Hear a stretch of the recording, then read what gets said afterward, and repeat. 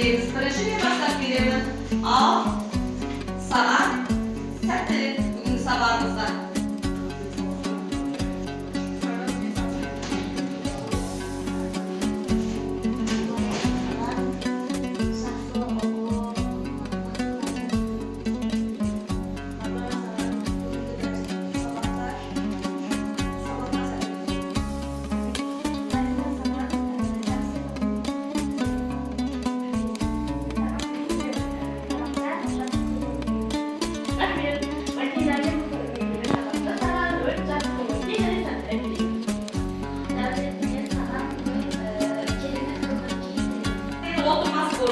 Ardımıza kara, top safhası ve top tasası kesecek aralarımızda alıp oturarız. Birinci top, mana жерге, birinci top. Birinci top. Al, birinci top. Danалық тобы, birinci top. Alalım, kes. Екінші top, шағыр тобы. Тез топтасып аламыз. Мына арасында топтың кесі бар. Birinci top mına жаққа. Tasıp aldı. Toptuk yerişe болады, ya? Nedir? Toptuk yerişene tanısayın, kararınızda. Birincisi, topla bölünген soq belсенді боламыз. Белге tasıp alalım. Orada шыдамдылық tanıtamыз bölünіп тұтында. Кейін достық, қарым-қатынаста болу дейді. Кейінгісі, бір-бірінің ойын сыйлау, басқа адамды тыңдай білу. Барлығын бірге жасау, ынтымақтастықта жұмыс жасау екен. Topta arasında biz bir tutas terbiye bağlamasının adal azamat еңбек қорлық және кәсіби біліктілік құндылығын пайдаланып, еңбекті өзінің және басқалардың еңбек нәтижелерін бағалау, кәсіби өзін-өзі жетілдіру үшін еңбек қызметінің дағдыларын жинақтау, еңбек сүйгіш, еңбекке баулу, табысты еңбектің маңыздылығын түсіну. Ал аптадағы дәйек сөзімізбен таныс болайық, еңбек жай ғана қызмет емес, адам болмысының aynası деп кім айтқан екен? Абай атамыз. Тақырып бойынша бірнеше мәртебе көтерілген мәселелерді салыстыра отырып баға беру. Ал екіншісі тілдік бағдарға байланысты бөлшектік сәйкесімдерді жазбаша, ауызша жұмыстарға орынды қолдана білу. Бүгінгі мақсатымыз осы екен. Бүгінгі сабақтан күтілетін нәтижеміз өз пікірімізді айта алуымыз, сәйкесім оның түрлері туралы айта алады, бөлшектік сәйкесімдерді жаза алады, нүктенің орнына керекті сөздерді қойып жаза алады. Кластерді толтыра алады, осы тапсырмалар береді, барлығының нәтижесі алады. Келеміз. Сәйкесімді біз мағынасына қарай түрлерді, иә? Ал біріншілігі тапсырамыз. Ол қандай сұраққа жауап береді? Мысал келтіреміз. Жақсы. Осы екісін оқып береміз. Мәлике.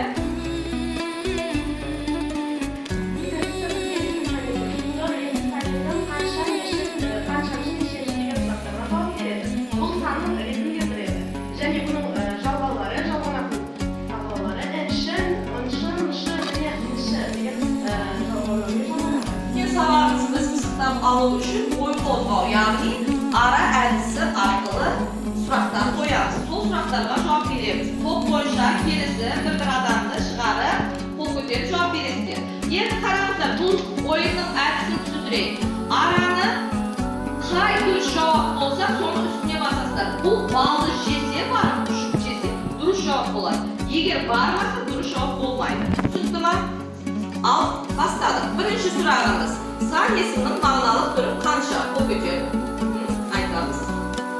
Шығып.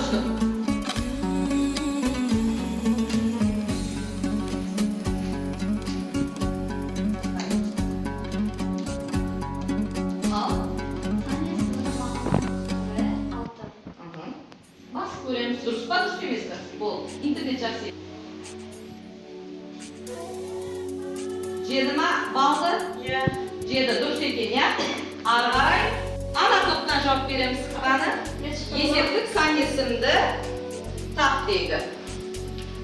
Қатыспай отырғанда қол көтеріп. Есептік сан есім бұл жерде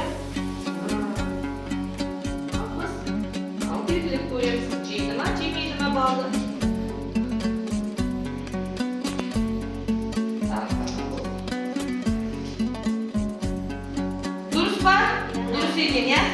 Arkadan keyingisi ötken sabahımız kısıtlamalı yedi balalar. Bugün de жаңа sabahımıza karayız. Bölüm boyunca 7. bölüm sağlaşa sevgilesini bir Abay Kumanbayım bazarda karar tutsa. Erkin Barak bölümünün bugün götürdüğü sabahımızın taqırıfı Oyşul Suretker Akın. Ol kim ekan? Abay atamız ekan ya. Жарайсыңдар. Ал енді Абай атамыз туралы қысқаша хан сайып. Қараңыздар, бүгін жаңа жасанды интеллект арқылы сабақ өтемізді. Мына мәтінімізді менің орныма немесе сіздердің орныңызға кім айтып береді? Жасанды интеллекттен бір мұғалімге айтыңыздарыңыз. Әмене. Тыңдаймыз. Абай қазақ халқының ұлы ойшылы, ағартушысы, ақыны. Қазақ әдебиетіне реалистік сипатпен жаңа мазмұн берді. Ол шығыс Қазақстан облысы Абай ауданында дүниеге келген. Бала кезінен халық ауыз әдебиетіне қызықты. 12 жасында Семейдегі Ахмет Риза медресесінде білім алады. Араб, парсы тілдерін жетік меңгеріп, шығыс әдебиетіне қызығушылық танытады. Шығыс әдебиеті үлгілерінде өлең жазады. 18-де оқып жүріп, орыс классиктерінің шығармаларымен танысып, саяси көзқарас үшін Семейге жер аударған сценарист, ЛГБТ жағына араласқан. Еуропа қаламгерлерінің еңбектерімен терең Тыңдаймыз. Ұлы ойшылы, ағартушысы, ақын. Қазақ әдебиетіне реалистік сипатпен және мәзмұн берді. Ол шығыс Қазақстан облысы Абай ауданында дүниеге келген. Бала кезінен халық ауыз әдебиетіне қызықты. 12 жасында Семейдегі Ахмет Риза медресесінде білім алады. Араб, парсы тілдерін жетік меңгеріп, шығыс әдебиетіне қызығушылық танытады. Шығыс әдебиеті үлгілерінде көрген жазады. Мен Семейде оқып жүріп, орыс классиктерінің шығармаларымен танысып, Еуропа классиктерінің Жарайсыздар, мен жақсы танысыңыздар, Абай атамыз кім екенін біліп алдыңыздар, иә? Қазір топтық жұмыс істейсіздер, Абай атамыздың кім деген сұрағына жауап жазасыздар осыған түсінді, иә? Ал мына шабыт тобына топтық жұмыс ортада келісі. Молодец.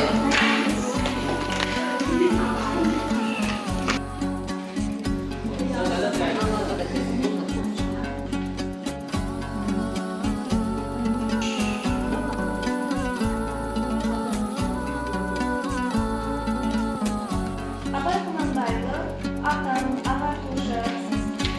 Абай Құнанбайұлы, Абай ауданында аудармашы, ағартушы, сазгер, ұлы ойшыл, ақын. Жарайсыңдар, жақсы, данышпан, дәрігер байланыстырушы, жалғастырушы, ерекше айрықша өзгеше екен. Ya, dұрыс айтыппыз, дұрыс қорғаппыз. Ендігісі сұрақтарымыз оқулық бойынша кітапты ашамыз, кітапқа қараңыздар. Бірінші тапсырмада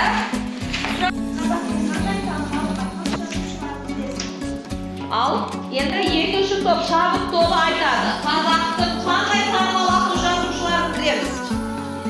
Ал Абай Құнанбаев қандай сценарий? Шолпан Әлиханов шығармаларын оқыдым.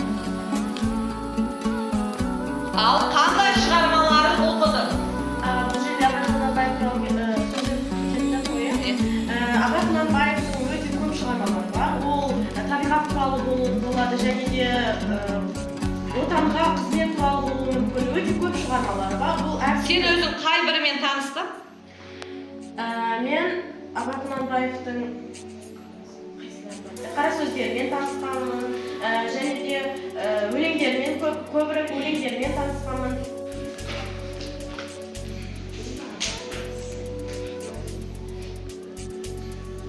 Al, bugün күні жазамыз, тақырыппен танысамыз, тақырыпты жазамыз. Ал екінші тапсырмада не депті? Екінші тапсырмамызда сөйлемдерді бастапқы. Екінші тапсырма сөйлемдерді бастапқы бөлігін жалғасымен сәйкестендір депті. oң жақ пен сол жақтан сөз тіркестерін біріге бірін қосып сәйкестендіріп сөйлем құрастырамыз.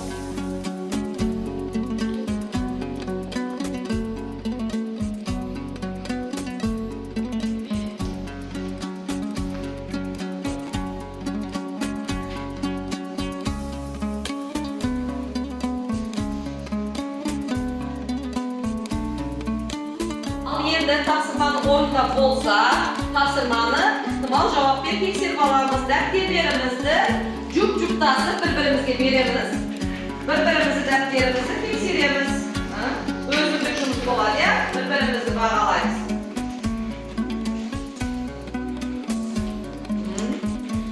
Қанеке?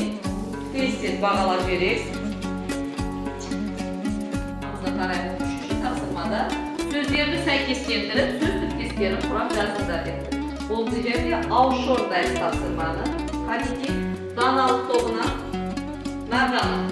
Бірінші сөзімізді тіркеп аламыз.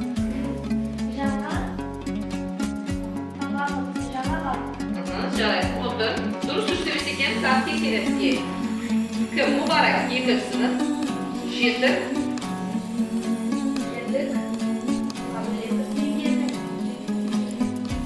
Жетік, меңгерді. Отырамыз. Дәулет, кейінгісі.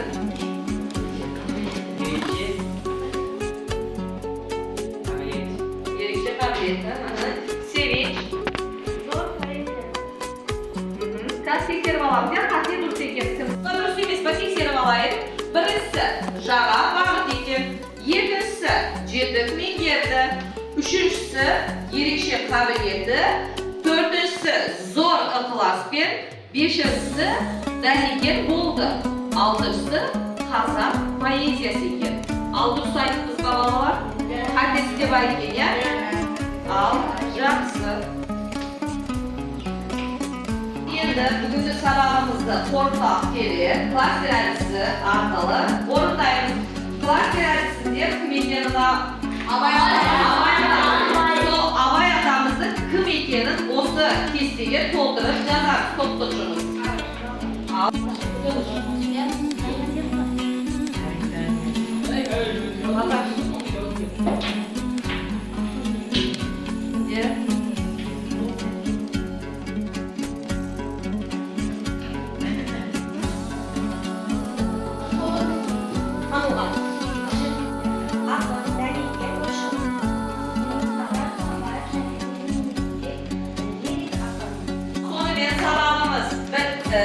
Бүгінгі сабағымыз кімге түсінікті болған болса, өте жақсы түсіндім деп, мына жерде қорытып алып келіп кеспе қағазыңызды жабыстырамыз.